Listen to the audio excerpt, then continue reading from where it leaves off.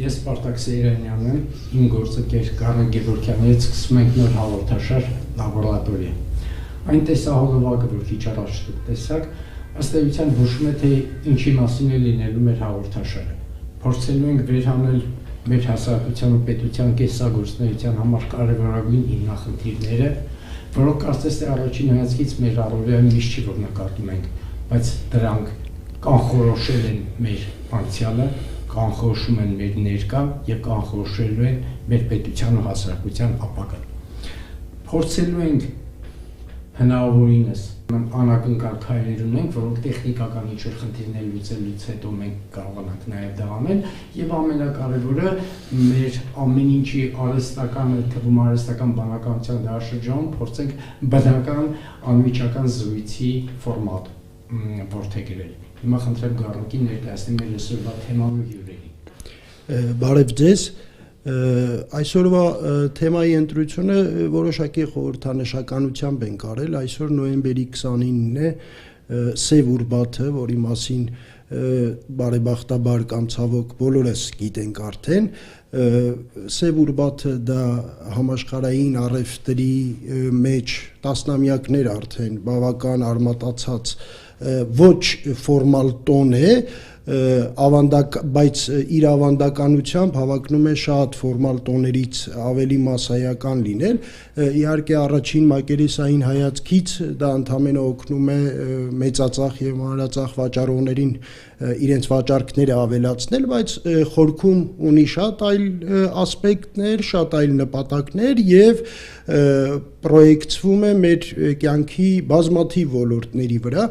Մենք բնականաբար զուտ որպես առիթ ենք ընտրել Սև Ուրբաթը, բայց փորձելու ենք մոդայիկ է և որոշակիորեն ավելի հեշտ է։ Սպառողականությունը, սպառողական հասարակությունը, մենք որպես սպառողականություն օբյեկտիվ իրականություն է, որը անկախ մեր գնահատականներից կա,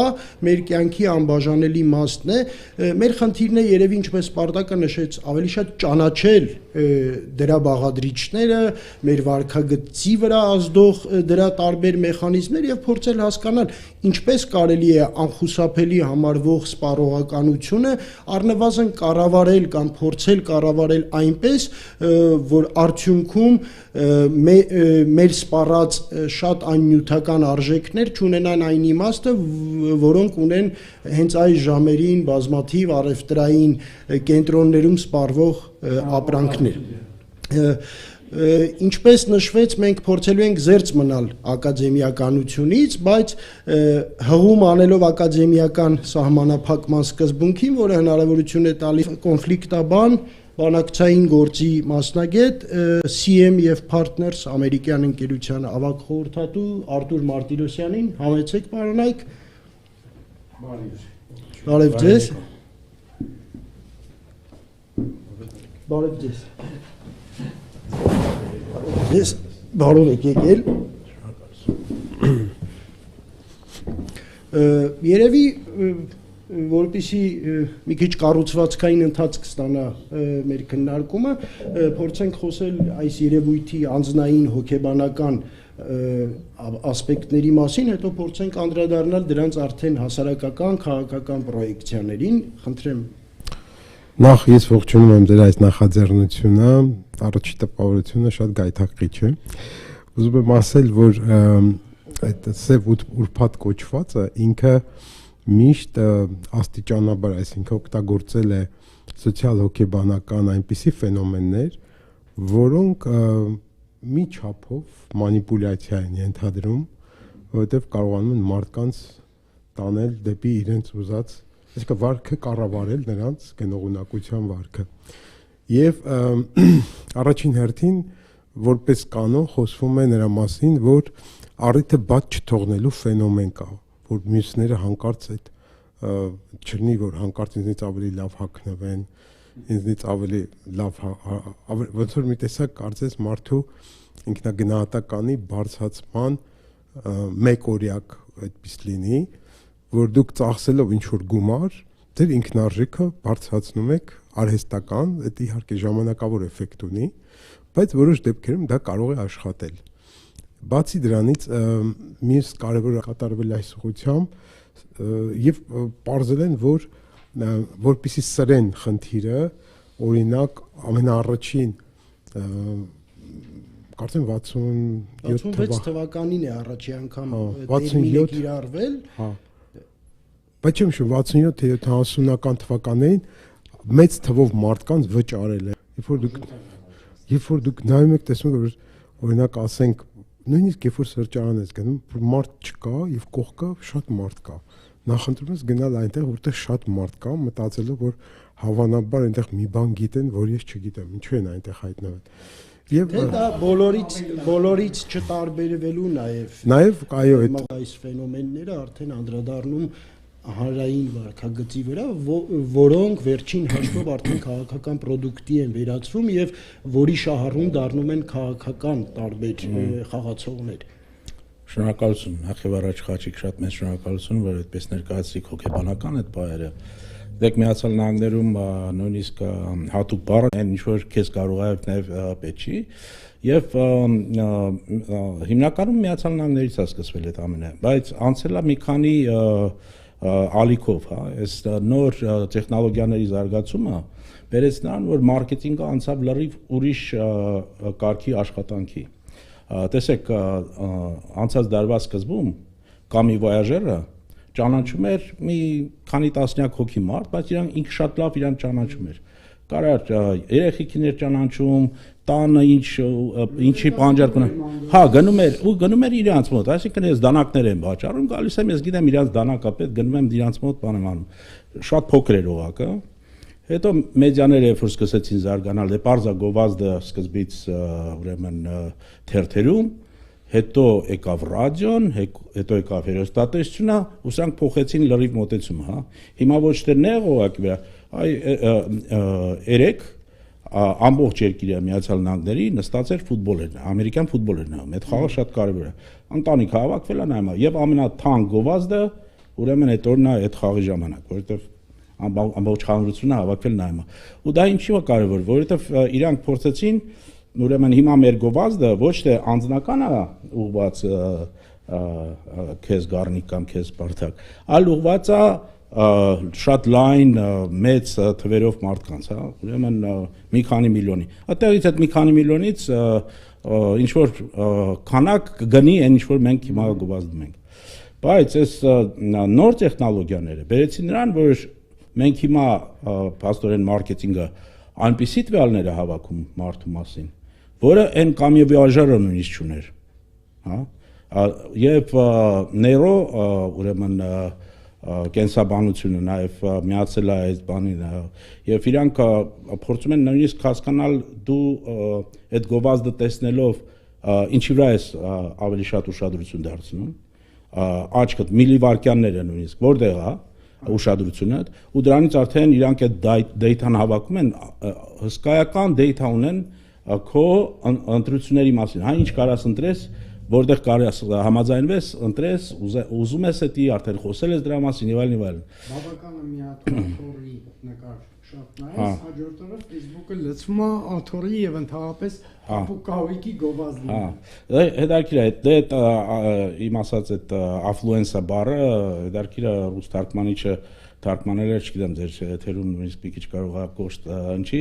ինքը թարգմանել որպես потребляцтво։ Մի քիչ կոշտ է, հա, չգիտեմ հայերեն ոնց կլինի երևի,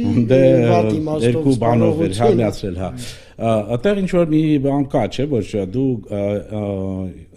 ինչ որ գնումներ ես անում, չես մտածում նույնիսկ ինչ կամով այդ իրերը քեզ պետք են, պետք չեն լինելու։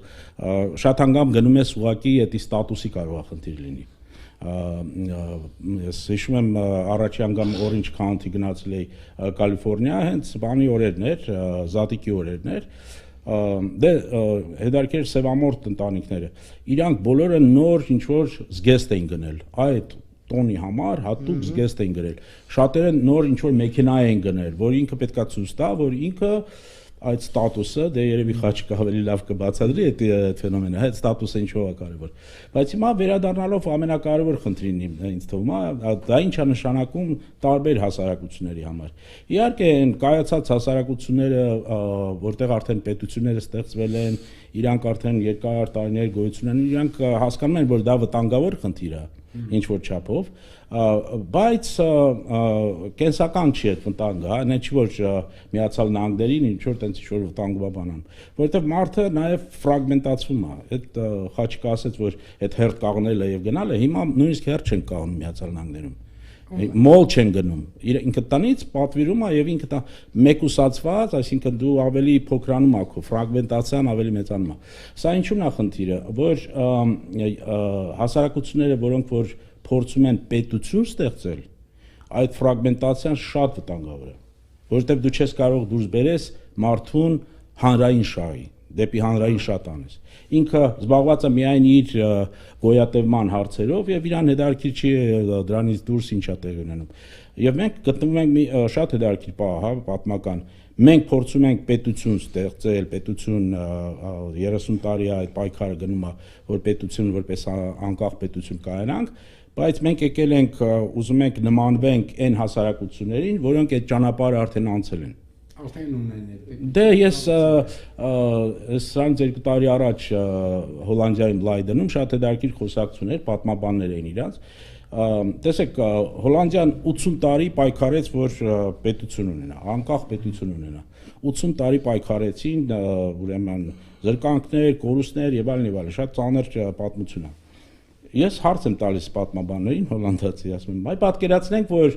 հիմա լիներ այդ ձեր պայքարը անկախության համար, որ դուք անկախ պետություն փորձեք, կլներ, թե չլինի, միանշանակ ասին չլինի։ Այսօրվա հոլանդացին պատրաստ չի որևէ ձևով գնա ինչ-որ այդպիսի զոհությունների, հա, պատրաստ չի։ Այսինքն այդ անհատականացման պատճառով նաև, որ կյանքի պրիզման տեղափոխվել է ավելի շատ անհատական հարթություն։ Հա, իհարկե, իհարկե։ Եվ իրանք եւ դրա համար մեզ մոտ շատ հանգամես թվում է, դե ինչ խնդիր, մենք էլ նմանվում ենք այդ զարգացած երկրներին, տեսեք, ուզում ենք նմանվենք իրանց, հա, այսօր սև ուրբաթն է, կլինի նաև Cyber 2 շաբթին եւ այլն եւ այլն։ Ես չեմ ուզում ասել, որ պետք է մենք զբաղվենք քննադատենք, հա, ասենք, օ, սա պետք չի, մեզ Սավանարոլա է պետք, որը կգա ասի, հայեր, վերջացրեք, դա անհնար բան է, դա չի լինելու, պարզ է։ Բայց ես նաև հասկանում եմ, ինչ մարտահրավերներ կան, եթե դու խոսում ես պետականության մասին, հանրային շահի մասին, ինչ է նշանակում, երբ որ դու ձևակերպում ես որպես սպառողական հասարակություն։ Այս հարցերի մասին մի քիչ ավելի երևի շատ պետք է խոսենք, քննարկենք եւ հասկանանք, լավ, մենք ինչ կարող ենք անել, ինչ պետք է անենք, որ ես չեմ ասում լրիվ էլ եմ ասում դեմա առնենք, հա, որ չլինի Հայաստան դեպքում, նաննարա, բայց ոնց անել, որ ճիշտ ձևով աշխատացնել նույնիսկ այդ սպառողական բանը ու գտնել ճիշտ բալանսը։ Այդ ամենակարևորը ինձ թվում է, որովհետև եթե դու միայն ուրեմն նյութական, սպառողական այդ դաշտում ես գտնվում, միանշանակ դու չես կարողանալու մասնակցես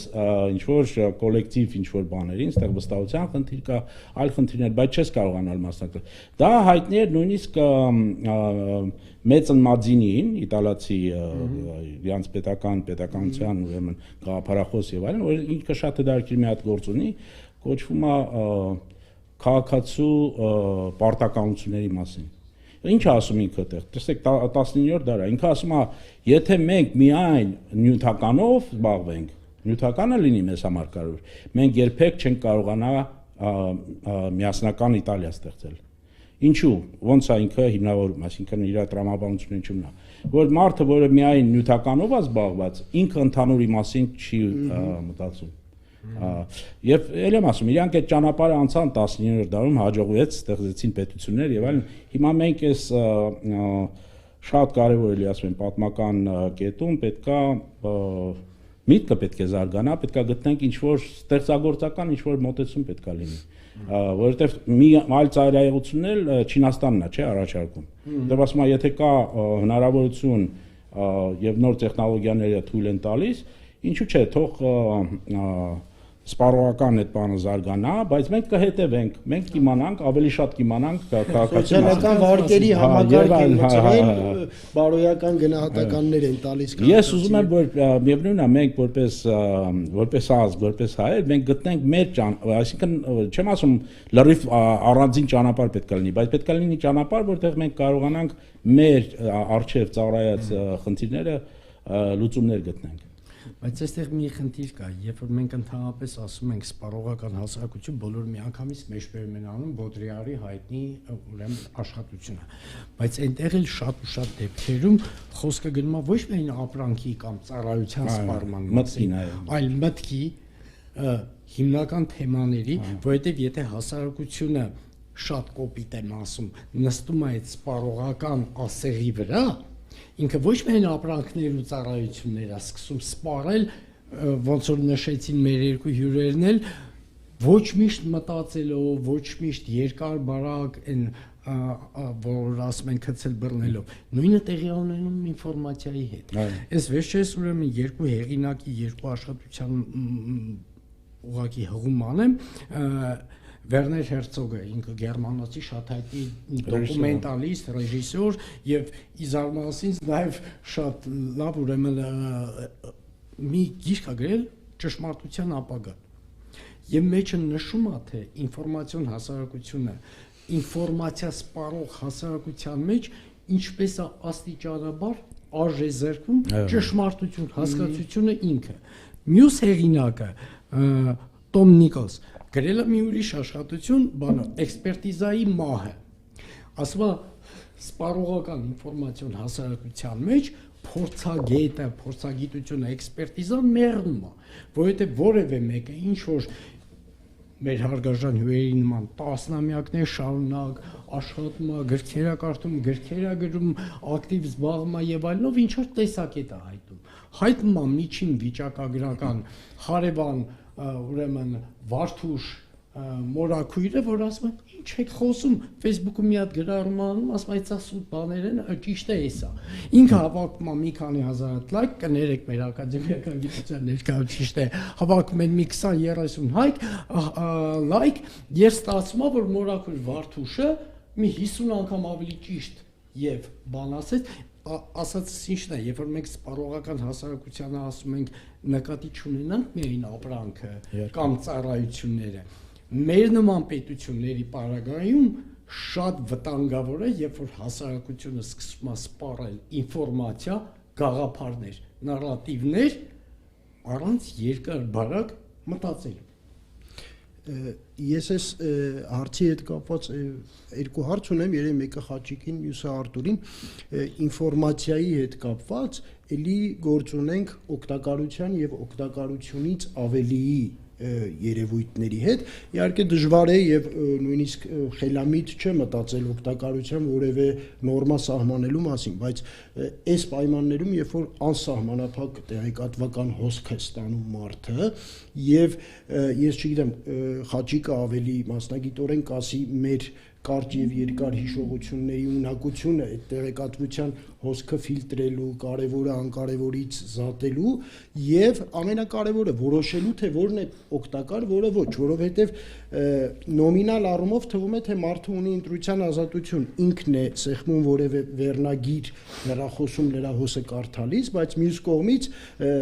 իր ընտրության վրա ազդում է հանրային տրամադրությունները, նորմերը եւ արդեն արհեստական բանականությամբ նաեւ ալգորիթմները։ Ես հույս ունեմ դրա մասին մենք խոսենք, որ այն ինչի մասին մենք խոսում ենք որպես մանիպուլյացիոն տեխնոլոգիաներ եւ Խաչիկն էլ իր խոսքում նշեց տասնամյակներ շարունակ, հիմա մենք մոտենում ենք նրան, որ մանիպուլյացիան արդեն ոչ միայն եւ ոչ այնքան մարդիկ են անում, որքան ալգորիթմները, այսինքն անօրգանական գոյացությունները եւ դա էլ մեկ այլ խնդիր է եւ տեղեկատվության հետ կապված հարցս երևի Խաչիկին այդ կարողությունը մարդու զատելու օգտակարությունը եւ որոշումներ կայացնելու ըստ այդը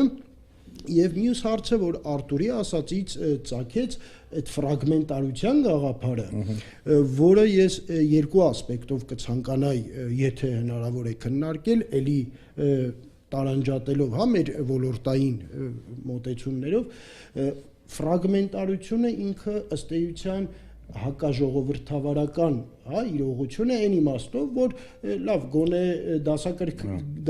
դասական իմաստով ժողովրդավարության վերահսկողությունը, հա, մենք հակված ենք այդ հանրային մոբիլիզացիային վերագրելու, չէ՞, այսինքն որքան բարձր է հասարակության համախմբվելու կարողությունը, այնքան ավելի հանրային վերահսկողությունը բարձր է, հետևաբար իշխանությունները ավելի հաշվետվողական են, թափանցիկ են, այսինքն ձեր ասած թեզով համախմբման մոբիլիզացիայի նվազումից շահում են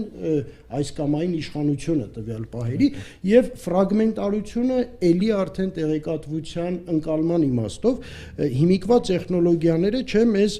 բերել են բութ մաթի սինդրոմի, այսինքն մենք տեղեկատվություն ստանում ենք շարժելով այդ մեծանալու սահիկը կամ բութ մաթը եւ ինչն է այստեղ հետաքրքիր, մենք որևէ սոցիալական ցանցում թեմատիկ տարբերությունները տիեզերական են, այսինքն մենք մատի մի շարժումով տեսնում ենք տիեզերական տեխնոլոգիայի առաջընթաց, մյուս շարժումով ցեղասպանություն աֆրիկյան որևէ պետությունում, մեկ այլ շարժումով որևէ շոու բիզնեսի ներկայացուցչի հագուստի գովազդ ու այդպես շարունակ։ Մենք անընդհատ սպառում ենք այս ինֆորմացիան եւ ֆրագմենտարությունը ինչպես է անդրադառնում մեր ուղեղի վրա, որովհետեւ ի վերջո մենք կորցնում ենք մարդը կարող է ենթադրում եմ կորցնել կենտրոնանալու եւ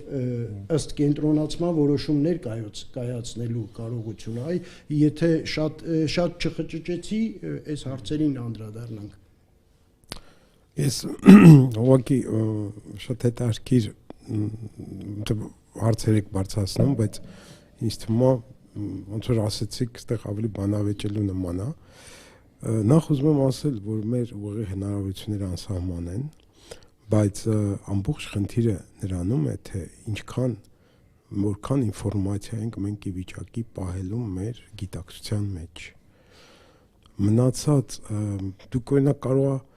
չհիշեք, թե 3 օր առաջ ինչ եք նախաճաշին կերել կամ ընտրել եք ինչով, որովհետև դրանք այդ ինֆորմացիաները չեն երկարում մեր հիշողությունից անմիջապես գնում են դեպի անգիտակցության նկուղները։ Մեր անգիտակցությունը դա մի հսկայական պահեստ է, որտեղ հավաքվում են եւ կհավաքվեն բոլոր այն ավելորդ ցանկալի տհաճ տխուր ապրումները եւ մտայնությունները, որոնք կարող են մեր գիտակցությանը խանգարել։ Բացառությամբ կոչուն հիշողությունների եւ տրավմատիկ ապրումների, մնացած բոլորը, փաստորեն մեր ուղեղի 5%-ը առնվազն գիտակցությունն է, մնացած 95%-ը անգիտակցական եւ մեր ուղեղը ունի այդպիսի մի յուրահատկություն, կոչվում է անգլերեն ասում են neuroplasticity, որ նշանակում է neuroplasticness կամ նեյրոճկունություն, երևի չգիտեմ հայերեն։ Դա այն է, որ նույնիսկ երբ որ մենք չափից ավելի սպառում ենք էներգիան,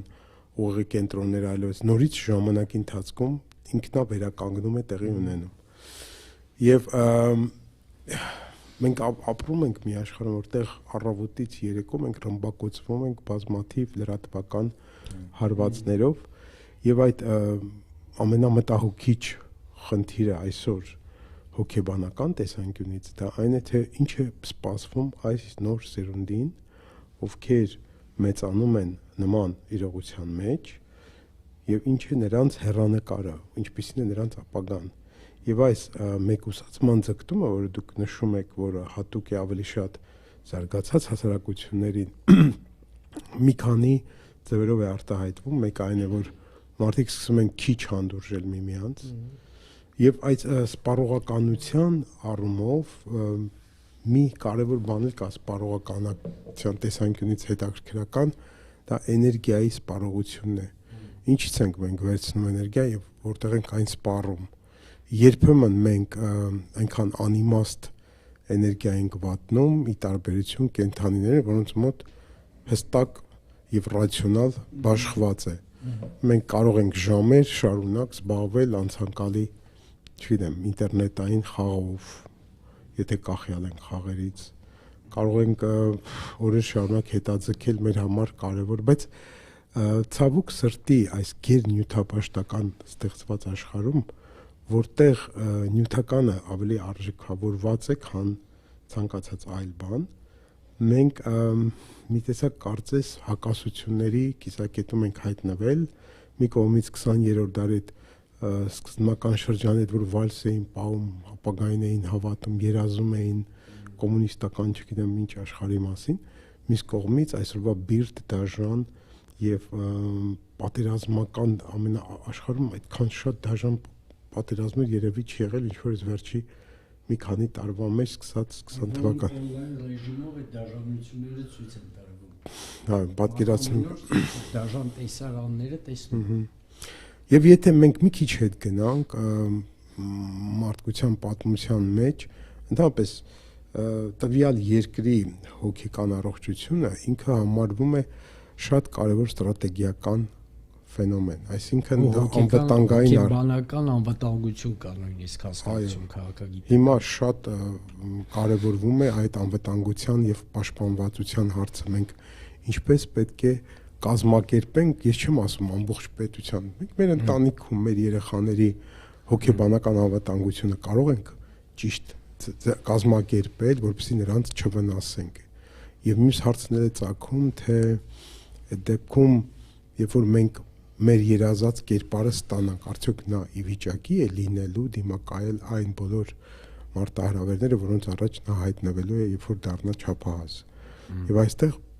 բոլոր հոգեբանները ձեռնպահ են մնում, որովհետև իրականում դժվար է կանխատեսել, թե մենք ուր ենք գնում,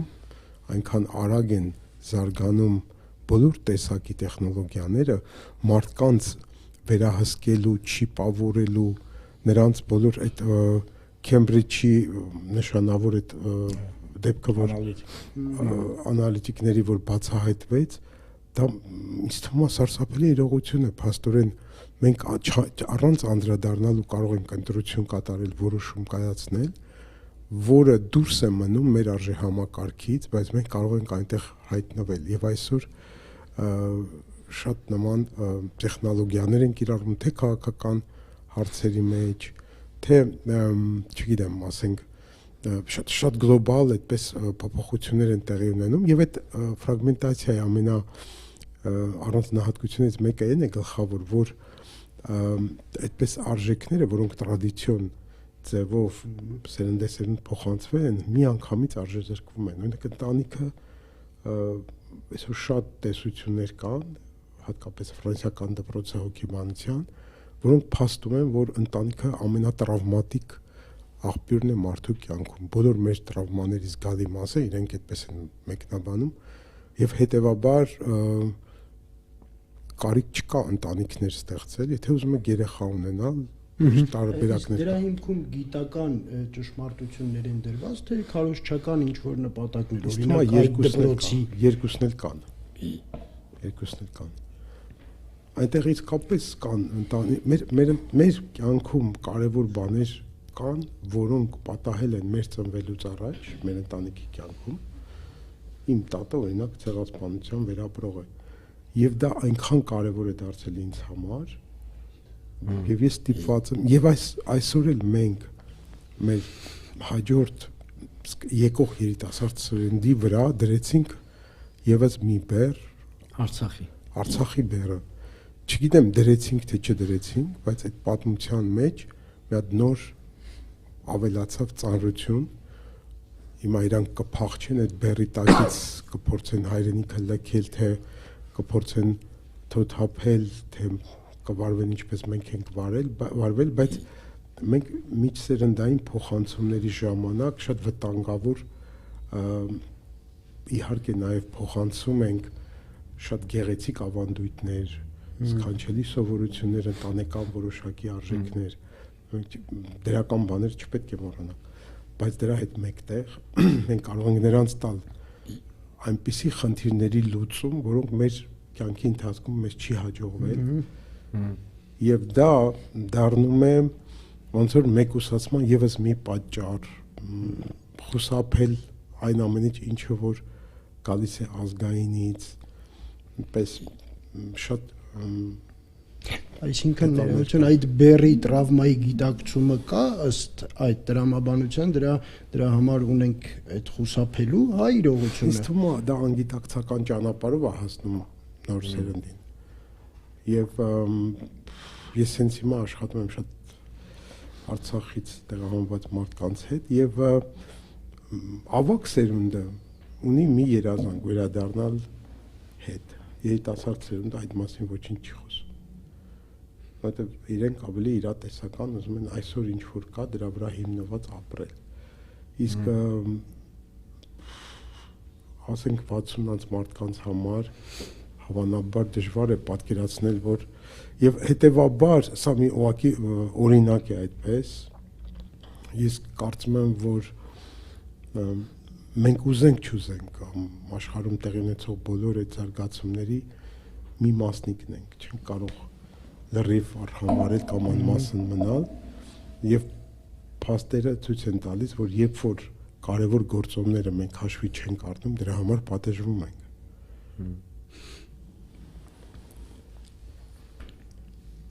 Հիմա ձեր օպոնենտությունը ինչ ասի։ Չէ, ես ոչ անգամ օպոնենտ, ուղղակի այդ ֆրագմենտացիայի խնդիրը արդեն Միացյալ Նահանգներում առնվազն մի 30 տարի է, որ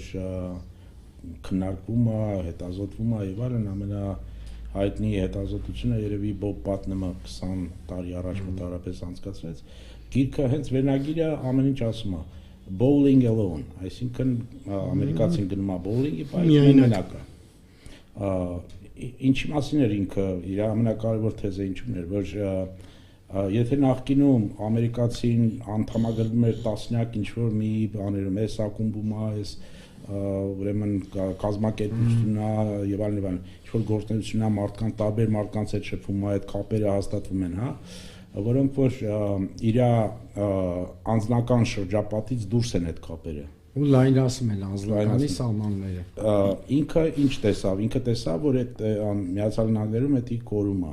այսինքն մարդը մնում է միայնակ, իրան արդեն չի դարկրում, չեն անդամագրվում, ինքը ուղղակի տվյալներն է նայում, ինչ տվյալները կան բաց բաներում, ինքը նայում է, ինչ է տեղի ունենում, տեսնում է, որ դա չկա։ Եվ այդ ֆրագմենտացիան նաև բերում էր նրան, այդ իր ինձ նույնիսկ ավելի կարևոր թեզ էր, որ այդ մարդը սկսում է կորցնել նույնիսկ էմպաթիայի բանը, շատ կարևոր բան է, որ դու ոնց որ տեսեք ես երկու լեզվում գիտեմ այդ արտահայտությունները, հայերենում կա, վրացերենում կա, կարող է եւ պարսկերենում կա, չգիտեմ դրա մասին, ես որ ասում ենք ցավը տանեմ, կամ վրացի ասում են շեն ճիրիմ է, նույնն է։ Բայց տեսեք մենք երբ որ ասում ենք այդ ցավը տանեմ, ես հետարքիր է որ ես տեսնում եմ ոնց է բաներնում, ոնց որ միայն այդ մեր շրջապատի մարդկանց ենք ասում, այդ ցավը տանեմ արդեն լայն չի օգտագործվում, ոնց որ երևի եղել է ժամանակին։ Այսինքն եւ դա ստեղծում է նաեւ խնդիրներ, այդ ձեր հարցը ժողովրդավարության հետ ոնց է կապված, այդ մարդը դառնում է ավելի հեշտ թիրախ մանիպուլյացիաների համար, տարբեր մանիպուլյացիաների համար։ Ես հիշում եմ, երբ որ առաջի ընտրությունները Միացյալ Նահանգներում նախագահական 92 թվին հետևում էի, ինչպես էր աշխատում դրական շտաբը, ինչ որ ուրեմն գալիս են երիտասարդներ, վոլոնտյորներ են, իրանք գալիս են աշխատում են շտաբում, իրան տալիս են մի հատ ինչ որ ցուցակ հեռախոսի համարները, այս ստեղ ունի ինչ որ տեքստ, ինքը զանգում է եւ սկսում է այդ տեքստը ընթերցել, այդպես բաներ։ Հիմա կպավ, չկպավ, դա կապ չուներ, դի ոնց որ սենց սառը ինչ որ բաներ, չէ, աշխատանքեր։ Բայց արդեն Օբամայի ընտրությունները առաջի անգամ պարզեր, որ իրանք այլ ձև են աշխատում։ Իրանք ոչ թե անում էին ինչ որ սովորական բալտեխնոլոգները ասում են, ասում են, ուզում եմ ընտրություններին մասնակցել, ասում են, ըսկամ փող է քեզ պետք։ Ինչի համար է պետք փողը։ Պետք է որ ըսկամ գովազդ դնես, ըսկամ հանգամ այս ընտրողները պետք է տեսնեն այդ գովազդը, որ քո հավանականությունը ընտրվելու հավանականությունը աճի։ Իրանք եկան ուրիշ բանով, իրանք տեսան, որ այս սառը այդ ընթերցելը չի աշխատում։ Իրանք այդ առաջի անգամ կարողացան այդ տվյալները մարդկանց հավաքել, ու իրանք տեսան, եթե դու ունես այդ database-ը, դու կարող ես զանգես Արտուր Մարտիրոսյանին արդեն իմանալով որ հարցերն են իրար մտահոգում ոչ թե ինչ որ մի հատ տեքստ ընթերցես ասես Արտուր Մարտիրոսյանին մտահոգում է խոսքի օրինակ ցեղասպանության ճանաչումը հա բանի խոսքի օրինակ կամ ասենք էկոլոգիան նշանակություն Այսինքն արդեն թիրախավորված իհարկե ու դա այդ հենց նույն բանն է ինչ որ ես ասում եմ մարքեթինգի ընդհանուր քաղաքական մարքեթինգը սկսել է լրիվ այլ ձև աշխատել այսինքն թիրախը արդեն գիտի հստակ իհարկե քո համար առաջնային նախընկերը որ դա սկսում է դա բավարարել այո Եվ դա բացում է հնարավորություններ տարբեր տեսակի մանիպուլյացիաների, հա, որ ավելի հեշտացնում է մանիպուլյացիան, եւ մենք այդ տեսնում ենք, երբ որ ընտրությունների ժամանակ դե Cambridge Analytica-ից սկսած, ոնց այդ տվյալները, եթե ճիշտ ձևով են օգտագործվում, դու կարող ես մարդկանց տանես այս կամ այն գործիչին ինքը քվեն տա բայց ինքը տեսնում է միայն մի մասը, այդ խոստումները բաները տարես են, ինչու ենք եկել այս կարգի պոպուլիզմի, հա, ասել, որովհետև սկսած է ձեր ասածից post-truth, այսինքն ճշմարտություն չկա, ինքը ոնց որ ասում է, այն ինչ որ ես ուզում եմ լսեմ։ Ինձ զանգեցին, ասին, որ ինքը էս է խոստանում, էս է անելու, բայց հետո ինքը պարտադիր չի որ հետի անի, հետի արդեն կարևոր չի։ Ինքը ընտրվեց եւ դրանից հետո արդեն լրիվ ուրիշ քաղաքականություն։ Դրա համար Միացյալ Նահանգներում ես չգիտեմ տարբեր երկրներում այդ հետազոտությունները անցկացվում են թե չէ, հիմա բայց լուրջ այդ հարցը դրվում է, որ ժողովրդավարությունը աշխատում է միայն տեղական մակարդակում։ Հա, երբ որ տեղական այսինքն մունիցիպալ Հա, իմ քաղաքում, իմ համայնքում ընտրությունները կամ ինչ-որ մի խնդիր է, մեր տեղական բյուջեից գումարը հատկացնում ենք դպրոցին նոր գրադարան կամ նվագախումբին, թե տալիս ենք ճանապարհներին։ Այդտեղ մարդը մասնակցում է, դեր ժողովրդավարությունը կա, բայց երբ որ դուք հարցնում եք ամերիկացուն ինչա տեղի ունենում Վաշինգտոնում, հա, ինչ կարևոր հարցեր են, կամ քո սենատորը կամ քո ներկայացուցիչը այնտեղ ինչ է քննարկում, ընդհանրապես ինչ հարցերի շուրջ է բանը, ինքը կարող է նույնիսկ կանոնները չիմանա, ով է իրան ներկայացնում կոնգրեսում։ Իհարկե դա ոչ միայն որակի մասին է ժողովրդավարություն, այլ նույնիսկ հարցադրվում արդյոք դա ժողովրդավարություն է։ Ես նկատի ունեմ ֆեդերալ բանի մակարդակի վրա։ Ես համոզված եմ, որ դա տեղի ունենում ոչ միայն Միացյալ Նահանգներում, դա ընդհանուր տենց ինչ-որ տենդենս է, որովհետև քաղաքական բան դաշտը իրանք տեսել են, որ հեշտ կարելի է հասնել իմ նպատակին։ Ես ինչ եմ ուզում, ես ուզում եմ ընտրվեմ, էս է ուզում ես մարդը լսի, թող լսի։ Իրան զանգում են, ասում են էս ալնելու։ Եվ ինքը ձայնը տալիս է, բայց դրանից հետո արդեն կորում է այդ կապը։ Մյուս անգամ նորից կա, ու ամենահետաքրքիրը ինձ համար, եւ երևի Խաչիկի օգնությունը պետք է այստեղ ինձ հետաքրքիր կլինի իր կարծիքը։ Մարդը խափնվեց մի անգամ, բայց նույն քաղաքական գործիչը նորից գնում է ընտրությունների, նորից իրան խոստումներ է տալիս, եւ ինքը ուզում է հավատա այդ խոստումներին։ Ես ունեմ իմ բացատրությունը, ինչա դա տեղի ունենում, այսինքն մարդը ապագայի մասին ուզում է, որ ավելի լավը լինի այդ ապագան։ Եթե խոստում տալիս են, դե լավ, անցած անգամ չստացվեց, բայց այս անգամ պետք է որ չստացվի, ուզում եմ հավատամ։ Ինձ թվում է, որ ինչ որ այդտեղ է, որ մարդը ինչ որ ապագայի մասին միշտ ուզում է լավը մտածի, լավը պատկերացնի, եւ չի ուզում վատ տարբերակը տեսնի ապագայի հետ կապված։ Բայց ես չգիտեմ ինչ կամով դա հիմնավորված է հոգեբանները ոնց են նայում այդ խնդրին ընդհանրապես։ Բայց միջև Խաչիկին ասել մի երևի, չգիտեմ, չեմ սիրում այդ բառը, ազգային առանձնահատկություն կամ եթե չէ ինչ ազգային մենտալիտետ, բայց տեսեք մի հետաքրքիր բան կա։ Մարդը խափվում է, բայց էլի հակված է հավատալու։ Ես ուրիշ բաներ եմ նկատել, ոչ մասնագիտական բան եմ ասում, ես հոգեբան չեմ, չեմ հավակնում բանել, բայց նկատել եմ մարդկանց ավելի հեշտ է 100 անգամ խափել, քան մի անգամ ապացուցել, որ իրեն խափել են։ Այսինքն մարդուն անընդհատ խափելը ավելի հեշտ է, քանի ասել, որ եղբայր, գիտես, քեզ մի քանի անգամ խափել են։ Մարդը եւ ավելի, այստեղ արդեն ես վստահ կարող եմ ասել այդ ազգային երևի բնութագրիչը վախենում են սխալվելուց։ Ինքը երբեք չի ընդունում, որ ինքը սխալվել է, եւ դրա արդյունքում հերթական անգամ է սխալվում, ինքը վախենում է խոստովանել եւ ընդունել, որ իրեն խափել են, որի պատճառով իրեն անընդհատ խափում են։ Այսինքն մարդը խափված է ինքը գիտի որ իրեն խաբել են, բայց ինքը երբեք չի խոստովանի որ ինքը սխալվել է ու իրեն խաբել են եւ դրա պատճառով իրան ամեն մի հեշտական նույնիսկ չեմ ասում պրոֆեսիոնալ հոգեբան ինչ որ հետազոտական մեթոդներով շարքային ամեն մի լաց իրակ խաբեպա իրան շատ հեշտությամբ խաբում է այն պարզ պատճառով որովհետեւ տեսնում է որ այդ մարդը հակված չի ընդունել իր սխալը մեկ ուրիշ հարցել կա որ ընդհանրապես նախ բոլորը չի որ հաջողվում են երկրորդ անգամ գալակին որպես կանոն ավելի շատ են չհաջողողները, քան թե հաջողողները, ճիշտ է։ Ու Ամերիկայի Միացյալ Նահանգների պրեզիդենտական ընտրությունում եղել են շատ դեպքեր, որ երկրորդ անգամ են եկել, բայց ընդհանրապես եթե sense ընդհանուր ստատիստիկայով նայենք, ինձ թվում է այդքան էլ հեշտ չի երկրորդ անգամ գալը, կամ երկրորդ անգամ գալուց հետո որպես կանոն լավ վերջ չի լինում։ Ֆինալը մի քիչ ողբերգական կախված է տարբեր երկրների քաղաքական մշակույթներն, այո, ինչքանով հանդուրժում են իրանք այդ մի անգամ խաբվելը խոսքի օրինակ։ Բայց մարդու բնույթը այնպիսին է, որ նրա պաշտպանական մեխանիզմները թույլ չեն տալիս եւ ավելի հաճախ մենք առաջնորդվում ենք վեհացնող ինքնախաբեության ճանապարհով, որովհետեւ դա ձեռնտու է քիչ կոնֆլիկտային է, քիչ ջանք եւ հույզեր է պահանջում, հոգեկան ցավը պակաս է այդ դեպքում եւ գեղեցիկ է հնչում։ Եվ բացի դրանից ամեն անգամ մենք չենք ընտրում իրական կերպարին, մենք ընտրում ենք մեր գլխի մեջ հորինված կերպարին եւ երբ որ իրականության հետ դեմ հանդիման ենք դուրս գալիս ցնցվում ենք մի քիչ էլ այդ կերպարին միֆականացնում ենք, չէ՞։ Հա, հետո առանց միֆի չկա։ Այ միֆի հետ կապված կներեք, եթե ընդհատում եմ, Սպարտակը խոսեց սպառողականության գիտական ասպարեզ բերելու, հա, անցած դարի Բոդրիարի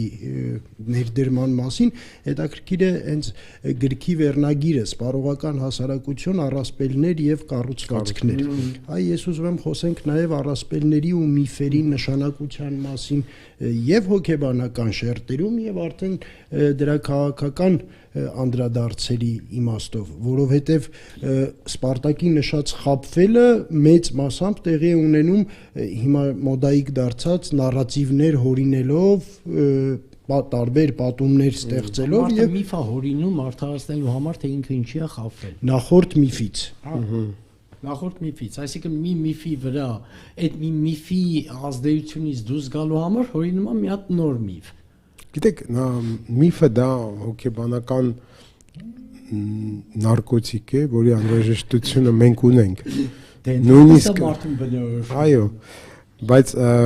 երբեմն դա ստիպում է մեզ ցավոք սրտի իրականությունից կտրվել եւ մենք հայտնվում ենք ավելի անցանկալի տխուր եւ ինչքան մենք միֆերով ենք առաջնորդվում, մեր ժողովուրդը շատ լավ օրինակ է, այնքան ավելի կորցնում ենք մեր իրականության զգացումը եւ իրատեսությունը։ Եվ կարող ենք շփոթել շատ բաներ, կայծը եւ կրակը կարող ենք իրար հետ շփոթել, կարծելով որ իրականությունը այս է եւ այդ միֆերի կոտրվելուց մարդկանց մոտ շատ լուրջ հոգեբանական փոփոխություններ են տեղի ունենում, հուսահատություն, հիասթափություն եւ այդ ժամանակ նոր միֆեր են պետք, որ այդ կոտրվածը շուտ վերականգնվի եւ մարդը ինքն էլ փորձում է այսպես նոր միֆերի հետևից է գնում։ Երբեմն դա գտնում ես կրոնի մեջ, երբեմն գտնում ես իրականության հետ այդ անհաշտությունը կարող է վերածվել չափից արվելի աշխատունակության կամ դեպրեսիայի, որ ընդհանրապես մարդը չի ուզում ոչինչ անել եւ գիտեք այսօր մենք դաժան գուցե իրականության առաջ ենք, որտեղ նորից էլ չենք ուզում ընդունենք մեր պարտությունը։ Մենք հիմա հազար ու մի ռացիոնալիզացիաների ենք ենթարկում, արգումենտներ ենք բերում, տարբեր պատճառաբանություններ, որ մեզ արդարացնելու համար, որ ինչու ենք պարտվել, որովհետև կային այսպիսի քաղաքական գործոններ, որովհետև կային այնպիսի, չգիտեմ, զենքեր եւ այլն։ Հա, դրանք բոլորը նրա համար են արվում, որպեսզի այս իրականությունը նորից ոնց որ դեմ այդ իրականության հետ չգնանք։ Իսկ դրանից բացի ուրիշ ճանապարհ չկա շարունակությունը մաքրելու, որտեղ հակառակ դեպքում մենք անընդհատ կկրկնենք միևնույն սխալները եւ ամեն անգամ կդառնանք ցավի պատմաբան կամ չգիտեմ, կապրենք պարտված մարդու հոգեբանությամբ, որը կամ զոհի հոգեբանությամբ, որը միշտ ապրելու է կամ փաստելու է իր կյանքի ընթացքում, որ տեսակ, ես այս անգամ եմ զոհ, տեսակ, մենք նույնիսկ երբ որ հաղթող էինք, հաղթողի այդ զգացումը չկարողացանք, ասենք, տարածել մեր նոր սերունդի վրա, չկարողացանք կապիտալի վերածել, որը հետո կարող էինք սպառել։ Այնպես որ շատ զգույշ պետք է լինենք, մենք սպառում ենք նույնիսկ մեր անցյալի, մեր վրա դրված այդ զոհի հոգեբանության սխալ ճանապարհով ենք սպառում, մնալով նույն դերի մեջ։ Ինձ թվում է մի հատ sense սև ուրփաթա պետք է։ Այսինքն կարող ենք ասել, գուցե մի քիչ կոպիտ հնչի, բայց այդ իմաստով մենք սպառում ենք նաև պատմական հիշողությունը, անցյալի հիշողությունը, բեռը, լավը, վատը, բայց սպառում ենք սպառողականության, հա, կոդերով ձեր ասացի տրամաբանությամբ։ Եվ ընդհանրապես մենք ավելի դեպի անցյալը, քան թե դեպի ապագան կողմնորոշված չգիտեմ ինչն է պատճառը, որ մենք որտեղ անցյալում շատ չլուծված հարցեր կան, մնացել են դեռևս խնդրահարույց, մենք անդադ փորձում ենք եւ դա անհատական մակարդակում էլ է այդպես, երբ որ մարդը իր անցյալի մեջ ունի մեղքի զգացում, տրավմաներ, նա անդադ վերադառնում է այնտեղ, որպեսզի հասկանա ինչու է դա տեղի ունեցել։ Ես հիշում եմ մի քանի ամիս առաջ ցեղասպանության օրերին իմ տղան դեռ 10 տարեկան չկա, ինձ ասաց. «Պապ, բայց ինչի են թուրքերը մեզ այդքան ատում։ Ինչն է պատճառը, որ մենք ինչ ենք արել, որ իրանք մեզ չեն սիրում»։ Ու ես չգիտեմ ինչ պատասխանեմ իրեն։ Եվ մտածում եմ, որ այս սերունդին էլ մենք իրավունք չունենք նույն ձևով մեծացնել, որ իրենք զոհի հոգեբանության կրողներ չլինեն, հակառակ դեպքում պատմությունը, ինչպես գիտեք, կրկնվելու մեծ հավանականություն ունի։ Քաղաքական միֆերը իհարկե շատ են տարածված, Միացյալ Նահանգները նույնիսկ ասում են մենք մի ազգ ենք, որը որ Իրան նորից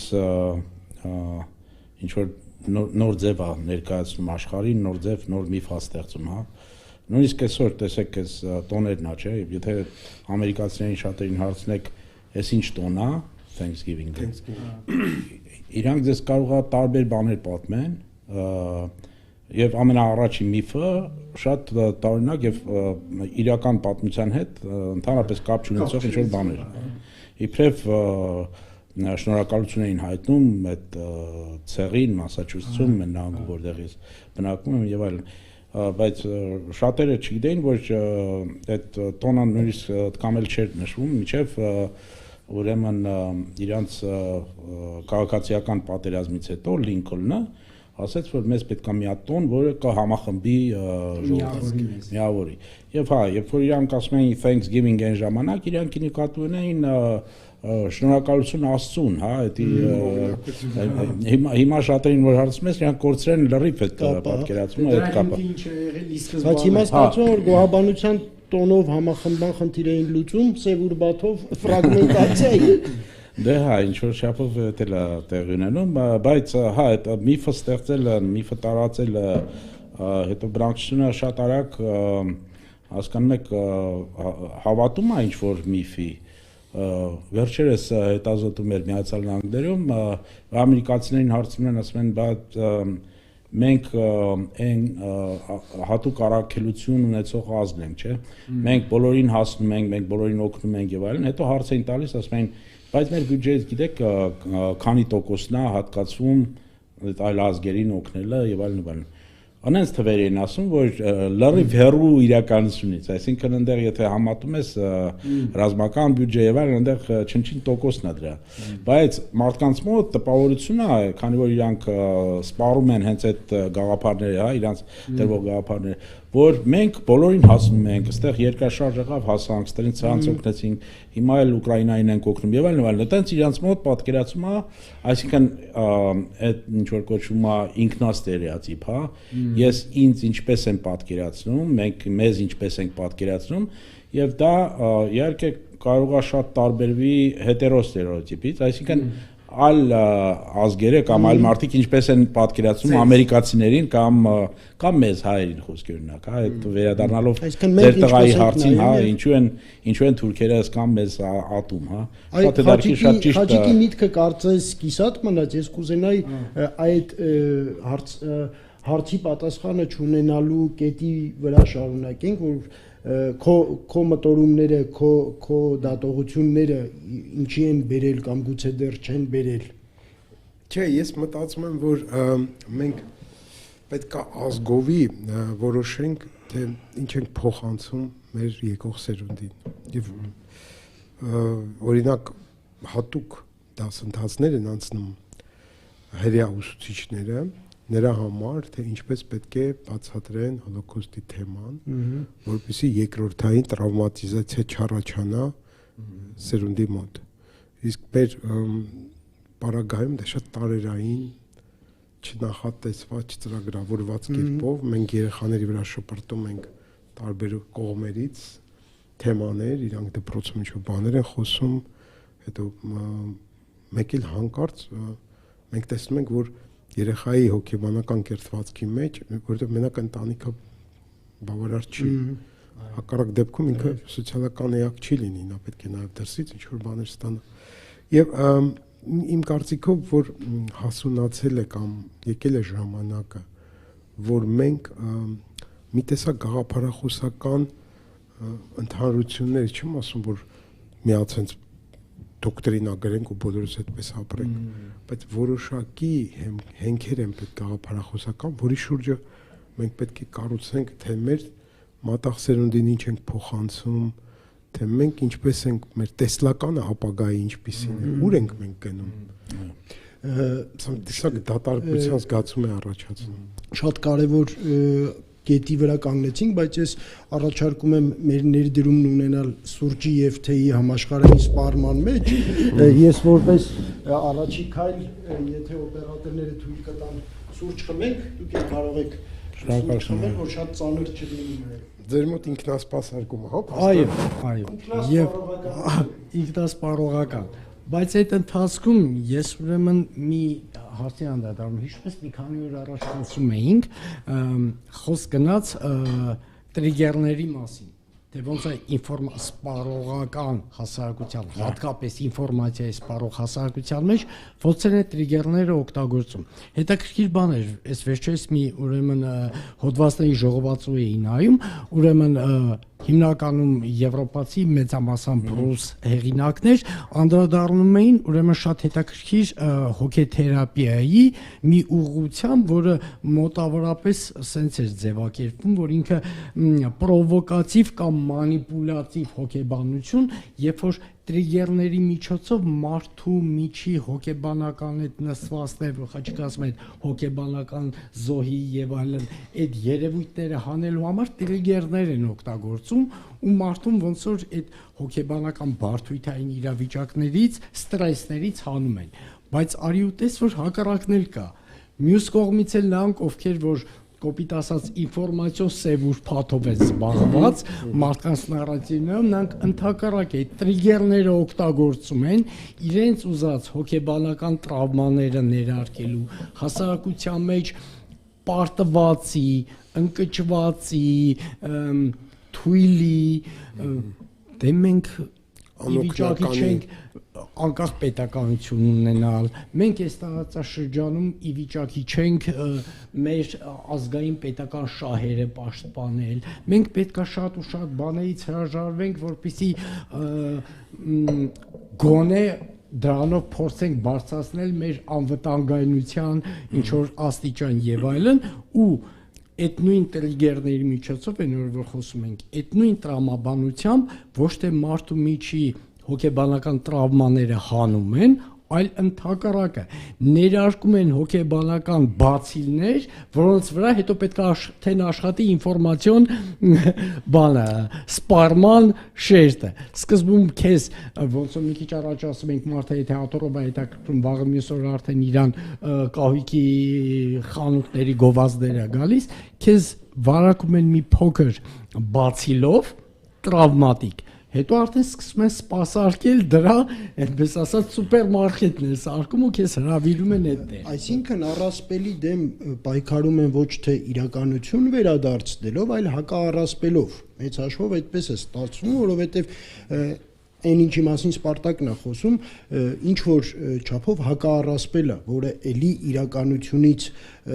այս կամ այն չափով կտրվածություն ունի։ Լավ նորություն էլ կա հոգեբանության մեջ, դա նայա որ երբ որ մենք տրավմաներ ենք ունենում, պարտադիր չի որ հետո դա վերածվի խանգարման, տրավման հաճախ կարող է նաև շարունակվել հետ տրավմային աճով։ Մենք ինքան շատ բան ենք սովորել մեր ապրած տրավմաներից եւ շատ վառ օրինակներ ունենք համաշխարհային մասշտաբի մարդիկ, որոնք ծանր տրավմաներից հետո օրինակ ասենք, չգիտեմ, Մարշիտ Գորկին իր մանկությունը տրավմաներով լեցուն այդ բայց ամերիկյան իրականության մեջ ինքը փոխարինելի օրույն տեղ ունի կամ ասենք, չգիտեմ, Վիլյամ Սարոյանը կամ Ռուբեն Մամուլյանը, ովքեր Ալան Հովանես միայն ամերիկյան իրականության մեջ մենք այնքան կարևոր անհատներ ենք ունեցել, որոնք որ հետ տրավմային աճի լավագույն օրինակներ են։ Եվ ընդհանրապես տրավման կարող է մեզ տանել դեպի ապակառուցողական շարունակություն, բայց հնարավորություն է ստեղծում նաև նորովի նայել աշխարհին, նոր արժեքներ ունենալ եւ նոր էջ բացել կյանքում, որը որ մի տեսակ կարծես դառնում է նոր արարումի սկիզբ։ Դե տեսությունները հաղորդակցության տեսությունները, հա, դրա մասին է խոսքը իմ կարծիքով, արդեն երկար տարիներ է արևմտյան տեսությունները հակում են նրա վրա, որ քո նպատակը ոչ թե ինչ-որ կարծիք հայտնելն է, կամ ինչ-որ ուղերձ կամ ինչ-որ մի բան անելը, այլ մտածել, թե ինչ ռեակցիա ես դու ուզում ստանալ այդ մարդուց, կամ այս դալիճից ինչ ռեակցիա ես ուզում ստանալ, դու հետ ես պլանավորում, ինչ-որ չափով նույնիսկ համատում են պատերազմական բանի հետ, հա, որ ժամանակին Կլաուզվիցը ասում էր, պատերազմի նպատակը ինչն է, որ մյուս կողմից ստանալ այն ռեակցիան, որով ես պետք է։ Նույն ձևով հաղորդակցմանը եւ այդտեղ տրիգերները կարան աշխատեն համ դրական բան առաջացնեն էմոցիա, համ բացական, նայած դու ոնց ես աշխատացնում է տրիգերը, ոնց որ լույսը միացնես, անջատես, հա, տրիգերը ոնց է աշխատում։ Խոսք օրինակ մարդը եթե սոցիալական կենդանի է, այդ ինչ նշանակում, ինքը պարտադիր պետքա ինչ-որ խմբի անդամ լինի, ինչ-որ ընտանիքն է եւ այլն։ Եթե դու իրան ոնց որ տրիգեր օգտագործում ես, որ իրան մեկուսացնում ես, այդ անդամ լինելը ոնց որ բան ես անում, հա, մերժում ես, չես բան անում։ Իրա մոտ շատ լուրջ բացասական բան առաջանում, ռեակցիա առաջանում, որովհետև դե պարզ է, դա էվոլյուցիոն եկել է, մարդը եթե իրան ցեղը հրաժարվեց իրանից, ինքը չի կարա գոյատևի, պարզ է դա։ Նույնիսկ հիմա ասում են, որ երեխուն երբ որ ասում են գրա անկյունում կաղնի, չէ, դա շատ տրավմատիկ բան է, ազդում է իր վրա, որովհետև նորից իրան մեկուսացրին, իրան առանձնացրին եւ այլն։ Բայց դու կարաս նաեւ դրական օգտագործես։ Դու կարաս ասես դու մեր խմբի անդամ ես եւ այլն, ու տենց դու ավելի դրական ես օգտագործում նույն տրիգերը։ Այդ շատ է դարքիր է ոնց են աշխատացնում պոլիտեխնոլոգները եւ նախկինում գիտեք ամենակարևոր երևի առաջատար դպրոցը ռացիոնալ ընտրություններ, բանի Միացյալ Նահանգներում շատ տարածված էր, ենթադրությունը հետևյալն էր, որ մարդը ռացիոնալ է, ինքը միայն ռացիոնալ կարա բան անի, բայց նույն իմ բանակցային դպրոցը այդ բաների հիմքերի վրա էր կանգնած։ Ես ինչ կամ իմ ուսուցիչ Ռոջեր Ֆիշերին ասում եմ, բայց այդպես չի, մարդը բանը մշակում իրացիոնալ կա, որտեղ ինքը ինչ էր ասում էր, դե ինքը մեծ փորձ ունեցած բանի Միացյալ Նահանգների պատանդեի Իրանում այդ բանակցած եւ այլն բանակցում ենք, ասում եմ կողմերը չեն համաձայնում, ասում եմ ուրեմն ստեղծագործական պետք է մի քիչ ավելի աշխատեք, որ լավ տարբերակ ձևակերպեք, որ կողմերը ունենան։ Հա, որովհետև իրանք ռացիոնալ են, եթե իրանք տեսնեն, որ լավն է, իրանք շահերից է տարբերակը կընդունեն։ Ասում եմ, չէ, իրանք շահերից չի, բայց կան այլ խնդիրներ, եւ այդ այլ խնդիրները ինքը չէր ուզում այն ժամանակ ընդունել, բայց տեսեք, զարգացավ նաեւ FMR տեսկանը,